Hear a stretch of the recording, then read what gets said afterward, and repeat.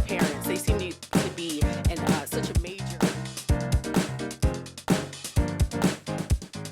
Hi, and welcome to the BMore podcast. I'm your host, Erica Kane. So the James Beard Award is one of the most coveted awards in American food culture, in American culinary industries. And we were so ecstatic to find out that we had chefs from our very own Baltimore City nominated for this year's 2023 James Beard Award. And we have one of those chefs in the studio with us today. So ladies and gentlemen, we have the executive chef and owner of Foraged, a hyper-seasonal eatery located on Charles Street right here in Baltimore. Welcome, Chef Chris Amendola. Hi, welcome. Thank you. I appreciate you having me in. I'm so excited to have you, and congratulations on the nomination. Thank you. I appreciate it. That is a big deal. Oh, it's huge. Absolutely. I'm still in shock about it, to be completely honest. Yes, I'm sure the phone was ringing off of the hook. Oh, it was a wild time period because couple days after that announcement went right into restaurant week. So it was insane. So Foraged is a new take on farm to table. Tell us about Foraged. Tell us what the experience is all about. Yeah, you just focus on what's in season. You know, it's that specific time of year. And if it's not in season, it's not going to be on the menu. You know, whatever our foragers or we're pulling from the woods or the farmers have, that's what we're cooking. Now, some people think they may know something about foraging, but explain what foraging is and how you became a forager. So foraging is going out to the woods and collecting wild edibles and plants and mushrooms and obviously please make sure you know what you're doing before you do that because it's a dangerous game. But it's just kind of going back to basics, and I think it was a dying art that kind of people forgot about, you know, being able to go to the grocery store whenever they want and get whatever they want, you know, and just kind of something that captivated me many, many years ago. I've probably been foraging for close to 20 years now. Wow. So it's just something I've always loved to do. Now, you mentioned being careful. Do you have any experiences where you weren't so careful? You had some bumps and bruises you had to learn the hard way? I do have one. It's kind of right as I was getting into foraging. I was working up in Massachusetts in the Berkshires at the time, and it wasn't a mushroom that I picked. Oh, gosh. I'm more into mushrooms than kind of plants, but right. Mushroom world is a dangerous game. And I had a forager bring me these mushrooms called bicolored boletes. Which the boletes are like the porcini family, so very edible. Most of them are pretty edible, but this one particular one stains blue when you cut it open, generally a sign that you don't want to eat it. But he was like, you know, it's perfectly fine as long as you cook it enough, you know, and just, you know, make sure you cook it, give it a little extra time. And so I was like, all right, you know, cool. And and so me being a chef, tasted it as I was cooking it for seasoning and not thinking a thing about it, right? So got it all seasoned up and ready to go and cooled it down and ready for the next day. And the next day I had woken up and I was like nauseous and dizzy and, you know, I was like, oh, this is weird. And I ended up going into work and getting these mushrooms ready to go on the menu for that night. And then it clicked that I had eaten these mushrooms, you know, like halfway through the cooking process, and I started freaking out. And I was talking to my GM about it at the time, and It could have been so bad. He went and looked up this mushroom and comes back to the kitchen. He's like, you got 2 weeks to live. He's like, you need to go to the doctor. He's like, you need to call the CDC, and like instant panic started going, and I was like, of course. I was like, oh my God, right? And I'm like trying to call the CDC and poison control and all this, and calling my parents because they were still in Florida, and I was like, I need to come home. We always call mom and dad, don't we? I was like, I got 2 weeks to live. I was like, I need to get out of here. Oh my gosh. Long story short, it was, you know, that family of mushroom isn't anything enough to kill you, but it will make you incredibly sick. But it was definitely an eye opener to the mushroom world. Oh, how long did it take you to get through, to push through? Were you down a couple of days? It was a couple days, but Okay. nothing too crazy. Okay. So now, what are some of the steps? What are some of the steps that you take as a precaution to say, okay, all right, we learned, and that's not going to happen again? Yeah, I mean, definitely a lot of research. If I'm looking at a new mushroom, or find something I don't generally see, a lot of research, taking spore prints and researching the mushroom a lot before I Yeah. actually, generally, I'll eat it first before I serve it to anybody. But Yeah. I've eaten a bad mushroom myself before.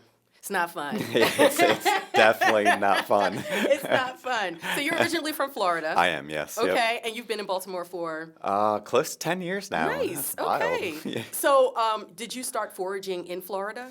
No, not until, I guess technically yes, but not in a non-psychedelic way until Okay. I met a chef in South Carolina that kind of turned me on to it. Nice. Okay, so coming here to Maryland, was it easy? Was it difficult for you to find your foraging collective?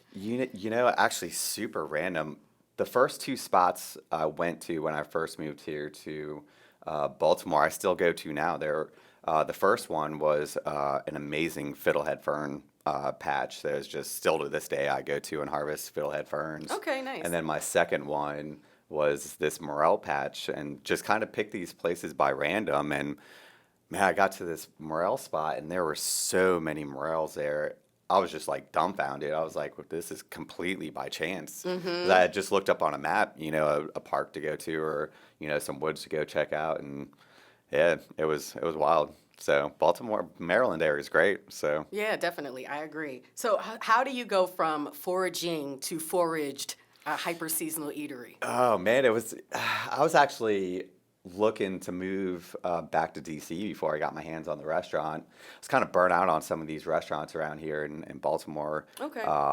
And ended up getting my hands on the little restaurant in Hamden.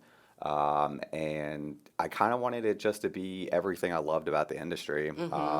So I went, foraging and working with local farms, and that's kind of where the name came into play. The definition of forage is to obtain food or provisions from a place that's not specified. So Right. it's kind of tied it all together for me, working with the farms and foraging and stuff like that. So Now, you've worked with a lot of restaurants. Was Foraged your first ownership experience? it is. Yep. Okay. Yep. Okay, and so what? Oh my gosh! First of all, the restaurant business is not easy. Oh no. Okay, I mean, you can be a great restaurant, and it's not easy. It's not an easy industry. So, Not at all. the difference, or between working the line, I guess you could say, or being a head chef versus the owner.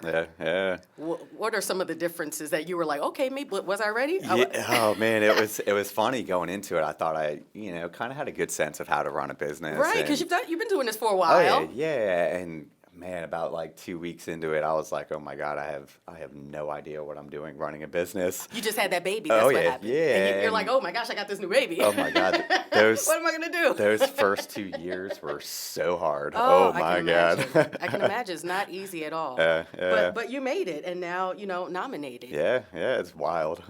And I heard you graduated top of your class in St. Augustine. Yeah, you could say that. I mean, my Okay. graduating class was 3, so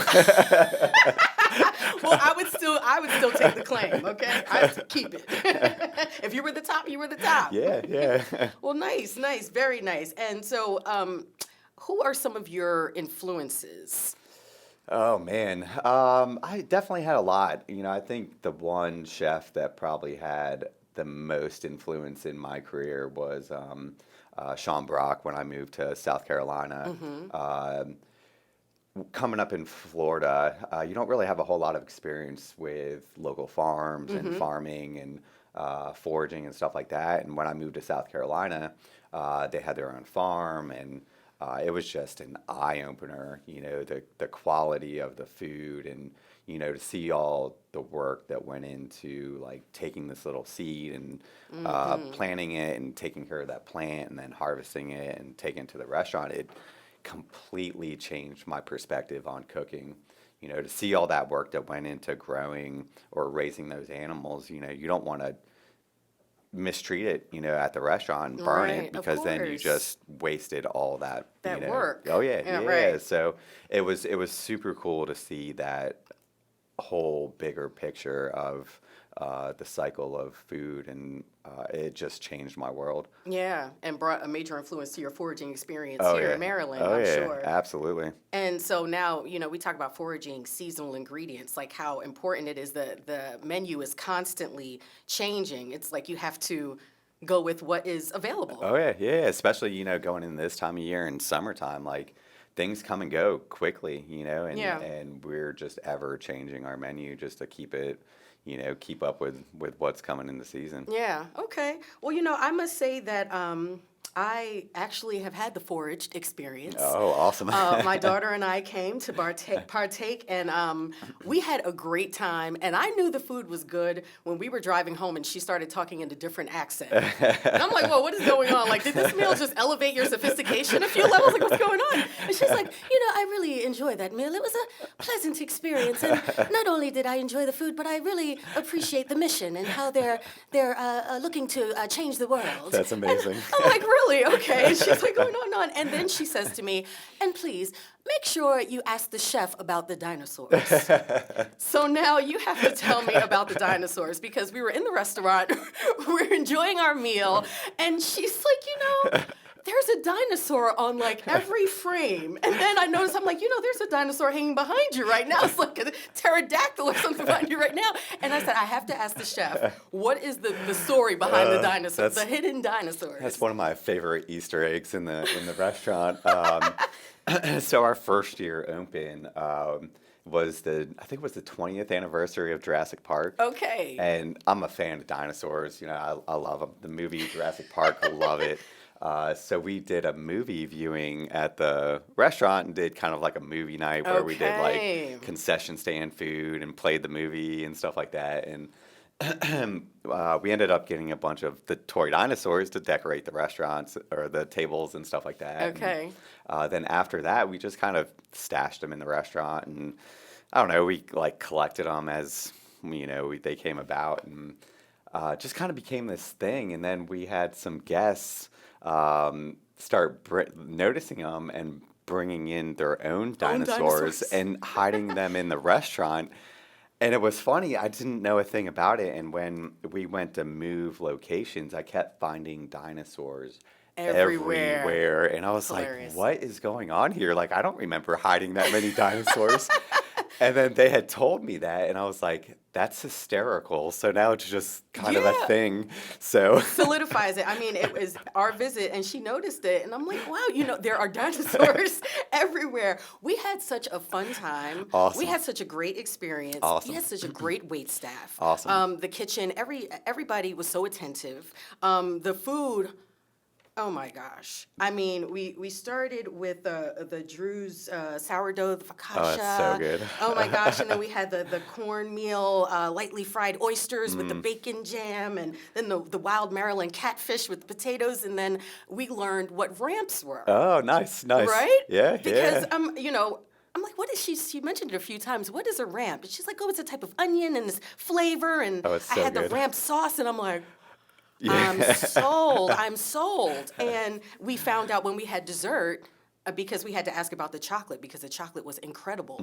And then we found out that you own a chocolate company. Yeah, my partner up in New York, we've been working together for, I don't know, at least 5 years now. And previous to this chocolate, we had connected, and she had kept sending me chocolate to taste and stuff like that. And I was like, man, it's just phenomenal chocolate. Oh my gosh. Oh, goodness. It's kind of one of those things, like as a concept restaurant that focuses strictly on local, obviously there's those things that you got to have that's not local. Right, Obviously chocolate does not grow in Maryland, but those are those things we look at, the business practices, like, what do they do for the farmers and give back? And she was like right along our lines of, how we source and stuff like that. So we ended up partnering, and she made this chocolate bar. It's kind of how it started, and it's just kind of grown from there. Yeah, well, we couldn't have you nominated for 2023 James Beard Restaurant and Chef Award, and have you come to the BMore podcast and not get the full Foraged experience. It was like, absolutely, we had to, and we really left feeling great. We had such a great time. Awesome. I'm glad to hear that. The food was great. Why are the pig parts so popular? Now, that is right at the top of the menu, and it throws you off. Yeah, I've never been to a restaurant where, and really it's focusing on using the parts of the pig that would normally be thrown away. So you have everything on that menu from snout to, I hear the crispy pig ears are very popular. That's a very popular the ranch one. Pig ears? Yeah. That section to me is...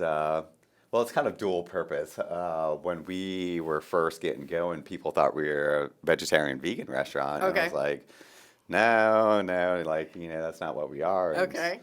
So I threw these pig parts on the menu and kind of threw off people, a lot when we first started doing it. And it's just something I enjoy, like all these different parts of the pig that generally people overlook. And I was like, all right, then, we'll do something with it. And, just created a whole section of random pig parts. And, every week we're adding to it or doing something different. And Yeah. so it's just something fun, Yeah, and wait staff, very knowledgeable, was able to break down the certain parts and what you would get, the crispy skin versus the meat versus fat versus, and it was just really, awesome. said, I'm glad to hear that. Yeah, I'm glad to hear that. They're on the job.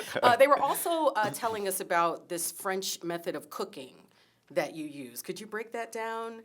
This French method of cooking that is used for most of the dishes, and I couldn't remember the term that she used because I don't speak French. So I mean, a lot of my background is definitely French influenced. I wonder what term that was. Sous vide? Yes, sous vide? There so, you go. Yeah, so that's just a method of cooking things at like a specific temperature for certain amount of time. Okay. Yeah, so a lot of those like pig parts, obviously you can't just eat them seared up like a piece of steak or something like that. They need a lot of time to cook and kind of break down that collagen and stuff like that. Right.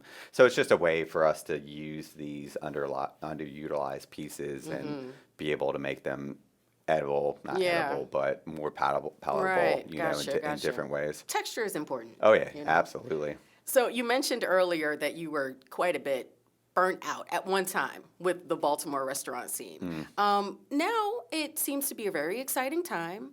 And I want to know how you feel about the current Baltimore restaurant scene. Yeah, I think Baltimore has really come along. I've been here for 10 years now, and to see the food scene in Baltimore progress has been really, really cool. There's a lot of cool restaurants doing a lot of really cool things, so I think it's great. I think it just helps everybody. Yeah. So now with this, we've the Baltimore restaurant scene is bustling, and we're excited about it, of course, as patrons. We have these cool choices. But what is the future for Foraged, and what do you feel like is the future for Chef Chris? Oh, man. Obviously, I guess just progressing, pushing things forward, finding new products that we can showcase, that come out of Maryland. And then personally, I'm working on my next restaurant, looking for investors. But okay, here in Baltimore, or it'll be out in the county. Okay. I want to, I'm trying to do kind of like a farm restaurant type of thing. Nice. The county needs love too. Oh yeah, absolutely. Yeah. So I've always wanted a farm. So I would love to make that a dream. Okay. Come true. So can we get any insight into, I guess, the concept or theme of this restaurant? Will it be similar, something different, its own lane? It'll be similar, but a lot more elevated. My real passion lies with like that high level fine dining, Michelin kind of level cooking. I never wanted Foraged to be like that. Even though we still execute on that kind of level, I never wanted the guest perception to be, that they had to dress a certain way or act a certain way coming into Foraged. But my next restaurant, it's going to be tasting menu only and, Oh. very, very high caliber restaurant. I get it. And, I agree with that because, you get this upper echelon feel for sure when you come into Foraged. At the same time, it's such a cool, chill, relaxed atmosphere. And you feel Yeah. like, I can chill and be myself here at the same and feel fancy at the Yeah, same time. yeah, exactly. Put my pinky in the air, still feel fancy about it, but just relaxed. and Yeah, I knew this concept would be new to a lot of people, and I didn't want to um, make people feel, excluded or feel like they had to dress a certain way. I wanted, people to come in and feel comfortable getting a beer and a pig part, and leaving if Grab they a wanted beer to, and a or pig part. yeah, or if you want to have a 10-course tasting menu with wine pairing, you can do that, just the way we structure the menu. My favorite thing is when people call and they're like, "Oh, what's the dress code?" I'm like, "Pajamas." Okay. So it's just I want people to feel comfortable just coming in and experiencing this restaurant. All right. Well, listen, thank you so much Yeah, thank for you. coming in. Much continued success to you. Thank you. I appreciate it. Super congratulations on the nomination. Thank you. For sure. And if you want to stop by the restaurant, you can stop by Foraged. You can check out the website, foragedeatery.com. I see you got the hoodie on, so Yeah. they got the gear, you know what I mean? Everything ready to go. So, appreciate you coming by, friend of the show, and just appreciate everything you're doing for Baltimore and much, much success on the new venture as well. Thank you. I appreciate it. Our next guest is 2023 James Beard Award nominee, Chef Steve Chu. Co-owner, chef of Ekabin, one of the most talked about eateries in Baltimore City, and also was a nominee for the most coveted James Beard Award. Welcome. Thank you for having me. It's such an honor to be here. Yes, and congratulations. Thank you. Thank you. I know a lot of folks have been hitting you up. I know you're not new to media. You're all over the place. I see you all over the place. So I'm glad that you've taken a few minutes to be here with us just to talk about you, a little bit about your story, so we can learn about you and talk to us about Ekabin. Yeah, I mean, it's so surreal to be here because I used to listen to you on 92Q all the time. Okay. Yeah, so hey, here we are. I finally get to meet you. It's like, this is so cool. Awesome. And I'm glad to finally meet you because, it's like the chicken sandwich heard around the world, the neighborhood bird, man. Ekabin, I was hearing this name, and I have posted about your restaurant just to support during certain times of the year and around the holidays, just because so many people were talking about it. So Ekabin is Asian fusion, is fresh ingredients, is cool people, it's a fun vibe. I've had the experience myself. I'll talk a little bit later about my experience, but starting as just a stand at the farmers market in 2014, and now 3 brick and mortar locations later, here you are. So tell us about the history of Ekabin, how you and your partners came together to bring it together.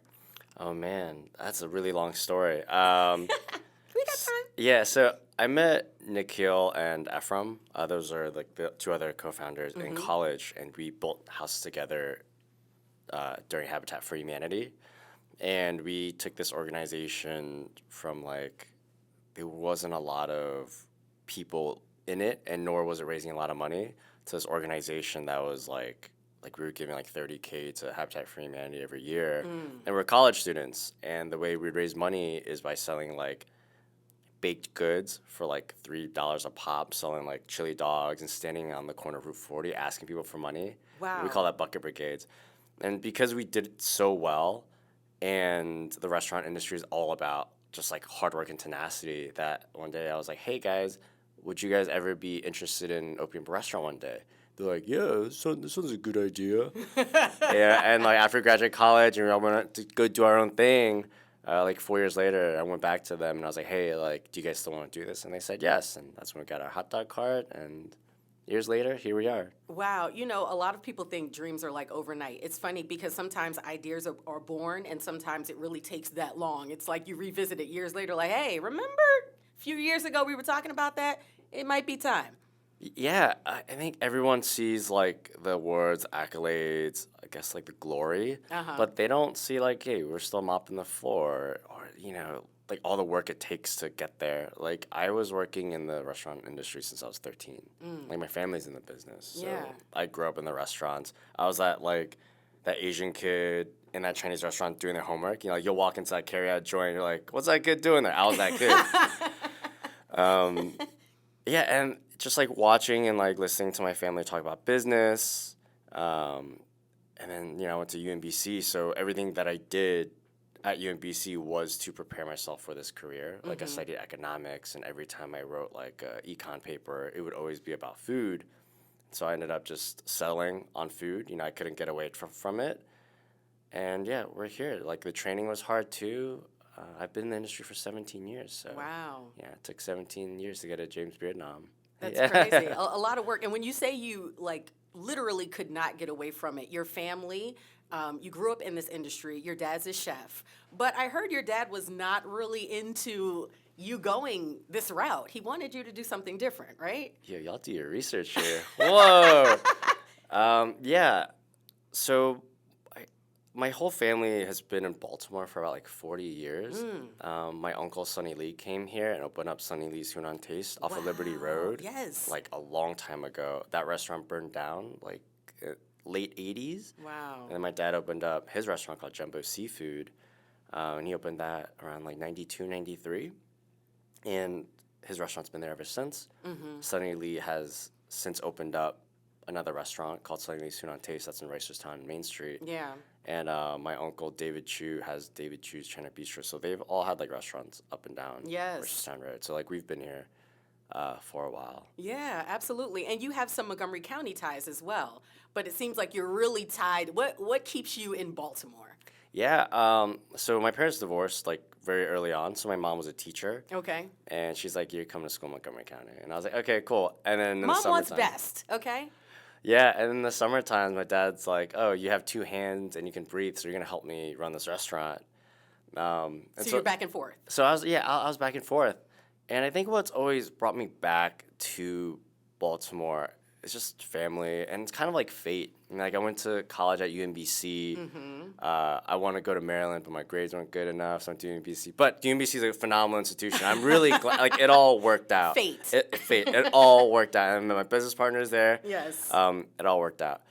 But yeah, it's just kind of fate. Like we started off at the Fells Point Farmers Market, right? And that was because that was the only farmers market that would allow us to vend there. Okay. But you never know the story behind, you know? Yeah.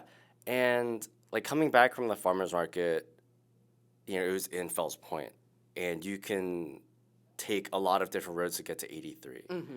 And my business partner Ephraim would always take Eastern Avenue, so he would like go up north and then make a left on Eastern. I'm like, dude, why are you turning left on Eastern? You could turn on Alisana, you could turn on Fleet, you could turn on so many different streets. He's like, well, I like it. I was like, okay.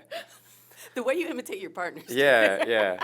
And one day there was this building up, and there's like a for sale sign up, and I was like, oh, you know, that would be a really, really great spot for an Akiban. And actually, before the for sale sign went up, we just drove by it, and I was like, man, this place is perfect corner store. It was called Cinco de Mayo 2.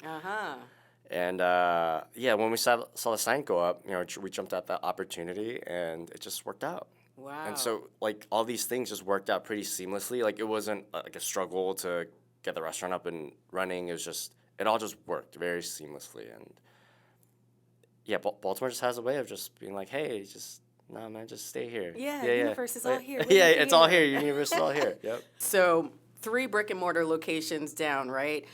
You're nominated for a James Beard Award. So now, what is Pop saying now? What is your dad saying now? Well, it's kind of funny. When we got the James Beard nomination, I went to go tell the staff. I was like, hey, we got a James Beard nomination.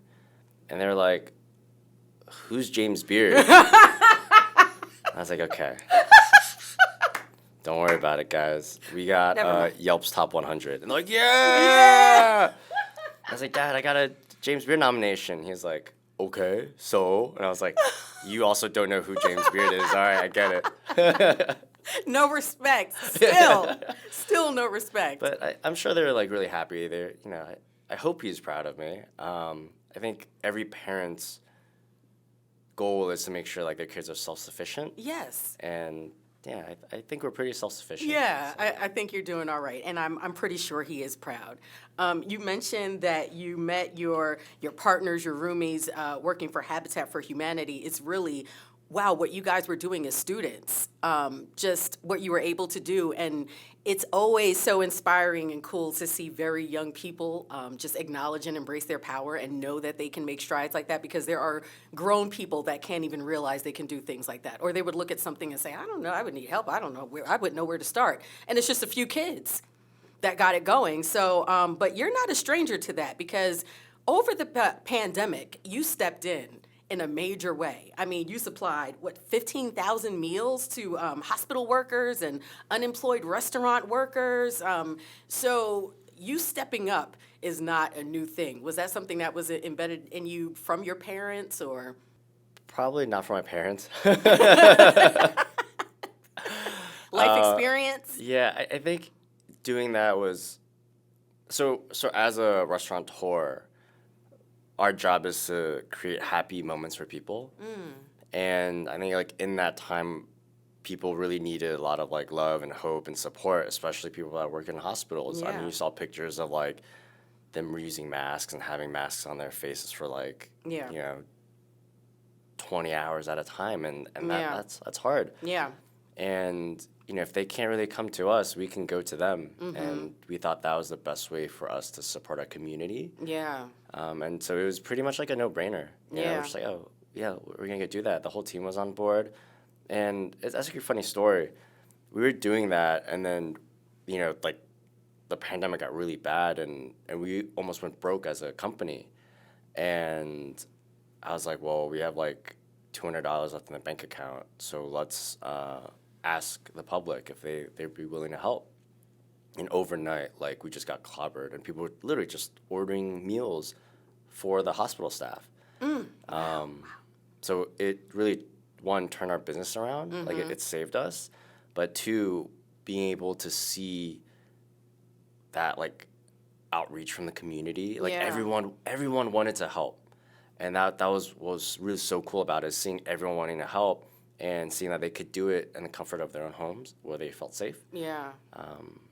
And yeah, that's also one of the reasons, like, why Baltimore, it's Yeah, I mean, community. Baltimore stepped up in a major way. It was just such a crazy time for so many, and what you guys did was so major. It was featured on Kelly and Ryan, and it was a major thing. Now, when I saw your videos about turning $5 into a delicious meal, was that also inspired by what people were going through with the pandemic, or was that just something off the fly, or? Yeah, so Danny Grubb's a really cool guy, and I think he comes up with really, really fun challenges. And that $5 challenge was literally, he called me and said, hey, man, do you think you can make something for $5? I was like, not really, but I could. Like, if I grammed everything out and weighed everything out, I could make something for $5. Unfortunately, the internet did not believe I could make something for $5. Those comments are savage. They weren't believing you on the internet? I made a spreadsheet, and everything he posted is a spreadsheet. The whole 9 and they years. weren't feeling it. They're like, nah, man. That's wild, man. The Baltimore restaurant scene, besides the pandemic, you see that the scene is emerging. Some people might feel that it's stagnant. How do you feel about the scene? Do you feel like there's a camaraderie amongst restaurateurs, amongst chefs, or amongst owners in the city? Yeah, I think Baltimore's food scene is super unique because people aren't really, like, separated into cliques. It's just like one big group, and everyone understands, like, a rising tide raises all ships. So everyone works together to further promote the city. Yeah. I think chefs are really, really great PR for the city. Yeah. We are sometimes underutilized. But in our own circles, we are doing our best to elevate the city. Yeah, absolutely. And you as a chef personally, I guess let's go into your background, because you talk about training. And you're like, oh my gosh, just years and years of training. Can you give us a taste of some of your background in terms of training? Oh, man. Culinary specifically? So culinary is kind of like, we're like athletes, right? We're just like mad underpaid, right? Like no jerseys, nothing. So I think a really good example would be when I was working in college. So I worked at Chipotle in college, and one of my managers was like, hey, don't tell anyone this, but Chipotle's opening up this Asian concept. And I was like, that sounds great because I love these burritos, but I'm tired of burritos. Like, I could do Asian food. And so I go home, I email corporate, I just shot my shot, and I was like, hey, I know no one's supposed to know about this, but I know how to make Asian food, and I would love to join the team. And then they responded back to me, and they said, yeah, come in for an interview. I was going to school at UMBC. The restaurant was in DuPont Circle in D.C. Okay. And they're like, yeah, you got the job. We need you to work full-time.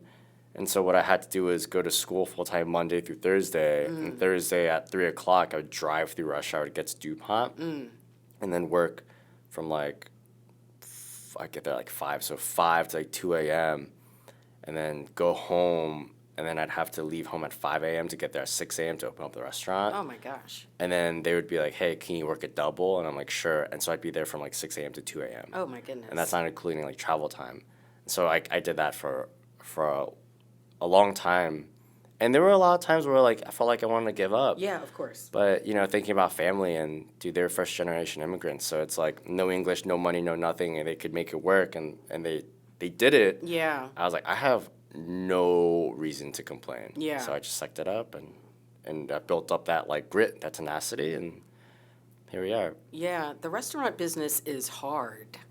I mean, you know, no industries are easy. But the restaurant business in particular is hard. And there are so many people that go into it with the best intentions, with budgets, you know, with everything they need. They network, they know people, and you feel like you got all cylinders going. You got chefs, you got good food, a good concept, folks are talking about it. And it's wild how sometimes it just doesn't go. But when you see something like that happen, does it make you realize, like, okay, we've done it 3 times? Like, how fortunate? Or would you even call it fortunate? You know the work that goes behind it. Yeah, I think my partners and I have a very unique mindset in where, like, we wake up and we just, like, handle problems. We view every problem as, like, the same magnitude. Right? Like, some people wake up, go to work, and they have to file papers. Yeah. We wake up, we have to fix, like, a chicken supply chain shortage. That's our problem. Yeah. And some people be like, oh my God, we're gonna run out of chicken. And for us, it's like, I guess we gotta go handle it, you know? Yeah. So for us, like, these problems hit us all the time, and we love what we do. You know, we love being entrepreneurs, and we ask for these problems. You know, like, we love it. So for us, it's not incredibly difficult. It's just another day at work. Okay. Now, in terms of Asian cuisine, because I've seen your parents are Taiwanese, correct? I've seen you make some some awesome Thai dishes, Cantonese, other Chinese dishes. Do you have, like, a lane that's, like, your favorite? Yeah. So I actually love making French cuisine. And actually, Ekiben, like, the foundation of Ekiben's thought process is a fusion of French cuisine and Taiwanese street food. Okay. So in French cuisine, the idea is, like, you're coming out, you're celebrating, this food's going to be decadent, and it's going to be phenomenal. And so, you know, you've had Ekiben. It is definitely nap time afterwards. But we tried to take that, like, white tablecloth mentality and serve it into, like, a $12 package that, you know, the community can all enjoy. Yeah, absolutely. And being able to shrink that fine dining mentality into, like, a $12 package is very Taiwanese because Taiwan's filled with street food, and it's very affordable, and it brings people of all walks of life together, right? Yeah. So, like, in Baltimore's food scene 10 years ago, there's a big problem where you have white tablecloth, and then you have, like, wings at the bar or, like, something that would come out of a styrofoam box. And there was nothing, like, in between. Right. And so we wanted to be that in between and to bring people together. Okay. Let's talk about the neighborhood bird, man. You know, the chicken sandwich, it's so crazy because, you know, there was this one time where the chicken sandwich was all the craze, and it's like, who has the best chicken sandwich? And then we saw the major competitors going head-to-head over who has the best chicken sandwich. And then Ekiben just comes out of nowhere and slaughters Baltimore in terms of who has the best chicken sandwich. Now, I've had the sandwich, and if you have not had anything like it before, then you've never had anything like it before. I mean, down to the method, the way that the chicken is made, the sauce, the pickle, the bao bun. Oh my gosh. I'm telling you, it's not, you will not be disappointed. And it's good, but you won't be disappointed in terms of a different experience. You're not going to taste any other chicken sandwich like it. You know, even if you taste it and you're like, oh, okay, this is like what I've tasted before, but it's really good, but it's just completely different. And that makes it completely worth the experience. Thank you. Yeah, I think it's a testament to the cuisine over at Ekuben, and it's a reflection of like the cultures of Nikhil, Ephraim, and I. Like the spicy chicken sandwich, we dust it with like Ethiopian spice blend that Ephraim imports directly from Ethiopia. I taste it all. Yeah, it's so good. But actually, a funny story about chicken sandwich, it was kind of like on the fly, unintentional. Like during our soft opening for the restaurant, I like whipped it together and I took one bite. I was like, oh, this is gonna slay.